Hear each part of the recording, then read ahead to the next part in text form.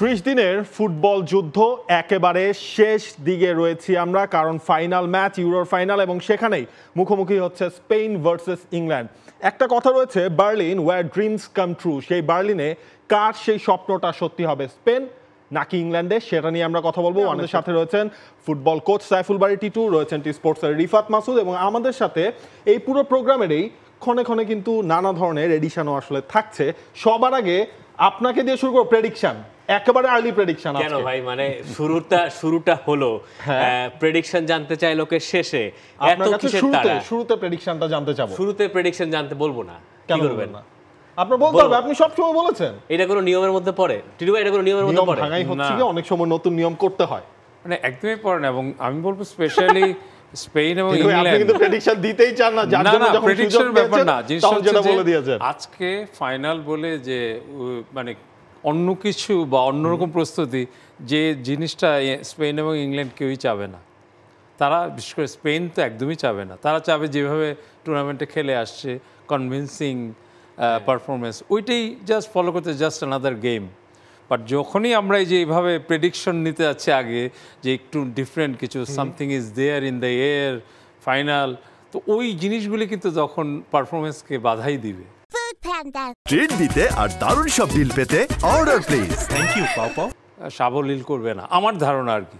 But ইংল্যান্ডের কথা বলা মুশকিল। ইংল্যান্ড আমি বলি যে অত্যন্ত মানে ট্যালেন্টেড প্লেয়ার, তাদের রিজার্ভ বেঞ্চেও যারা নামে, Watkins, Ivan Tony, Palmer, so কখন কাকে ইউজ করা হবে এগুলিও থাকবে, এবং সেটা তো কাজে লাগছে ইংল্যান্ডের এখন পর্যন্ত। তো সব মিলে আমি বলবো যে স্পেন চাবে গতানুগতিকভাবে just another match, just try to do your job, ওই জিনিসটাই চাবে।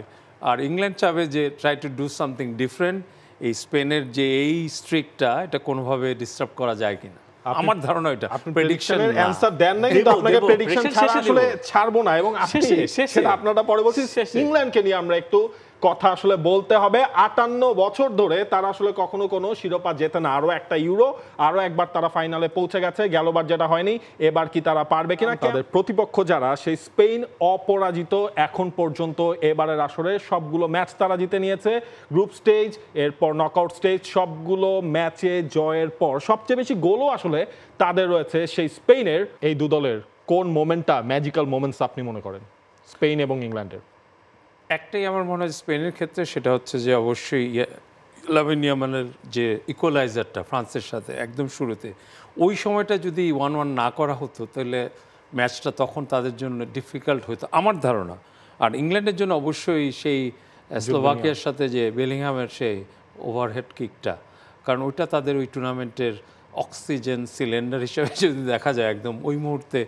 এবং এই জিনিসটা মানে এই গোলটা না হলে ইংল্যান্ড বিদায় হতো, বাট তারপরে ইংল্যান্ড কিন্তু স্বরূপে ফেরার সময়টা পেয়েছে ওখান থেকে। এবং আমি বলবো সুইজারল্যান্ডের সাথে ম্যাচটার থেকে শুরু হয়েছে তাদের অন্যরকম খেলা, ট্রানজিশন, যে টুর্নামেন্টের গ্রুপ স্টেজে যেটা ছিল ওটা আস্তে আস্তে পরিবর্তন হয়েছে। এবং নেদারল্যান্ডের সাথে এসে টোটাল ডমিনেশন আমরা দেখেছি ইংল্যান্ড টিমে। টোটাল ডমিনেশন বলবো না, বাট তারা ভালো খেলা শুরু করলো। রিফাত, এই যে টিটু ভাই যেটা আসলে বললেন যে সুইজারল্যান্ডের সাথে ম্যাচ থেকে এক অন্য ইংল্যান্ডকে দেখা যাচ্ছে, সেটা কি ওই ফরমেশন চেঞ্জ করার জন্যই আসলে তাদের খেলার ধরনটা মনে হচ্ছে যে কাইন্ড অফ ওয়ার্কআউট করছে সাউথগেট যেটা চাচ্ছিলেন? না, ফরমেশন চেঞ্জের চেয়ে বরং সাবস্টিটিউশনগুলো ওয়ার্কআউট করছে, এইভাবে বলাটা ভালো। ফরমেশন চেঞ্জের কারণে যে ইংল্যান্ডের খেলায় খুব বড় প্রভাব পড়েছে, এটা মনে হয় না কোচরাও দাবি করবেন বা সাউথগেট নিজেও দাবি করার চেষ্টা করবেন। কারণ ওগুলো যেটা বলতে পারেন যে 3 ম্যান ব্যাক হয়েছে, 4 ম্যান ব্যাক হয়েছে, কিন্তু সেগুলোর ভেতরে ঠিক প্রকট কোনো প্রভাব চোখে পড়ার মতো নাই। বরং ইংল্যান্ডের যেটা সুবিধা স্পেনের তুলনায়, সেটা হচ্ছে ইংল্যান্ডের এই টিমটায় গেম চেঞ্জার বেশি, এবং ইন্ডিভিজুয়াল প্লেয়াররা কখনো কখনো ম্যাচটা গড়ে দিচ্ছেন। বেলিংহামের যে গোলটার কথা বলা হলো স্লোভাকিয়ার সঙ্গে, বেলিংহামের ফার্স্ট গোলটার কথাও বলতে হবে, সার্বিয়ার সঙ্গে যে ম্যাচটা গ্রুপ স্টেজে ইংল্যান্ড খেললো।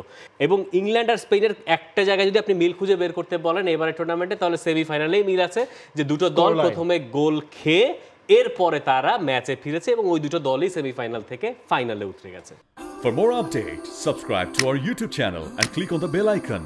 Follow us on Facebook and Instagram.